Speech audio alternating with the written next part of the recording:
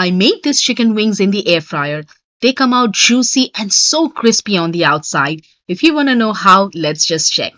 These are chicken wings where I'm going to put a blend of herbs and spices. All the measurements and ingredients are on my website. Let's give them a good mix, and I like to use my hand, and then they get a rest for an hour. Now I'm making the crispy coating on the outside, which is just a mix of three ingredients, and it comes out just perfect. I put some oil on the marinade, give it a good mix, and now it's time to coat them with my secret coating. Make sure you coat them very well so that you get crispy on every corner of the wings. They goes in the air fryer, and do not overcrowd them. Cook them in a single layer. I like to brush them with oil when they are halfway done.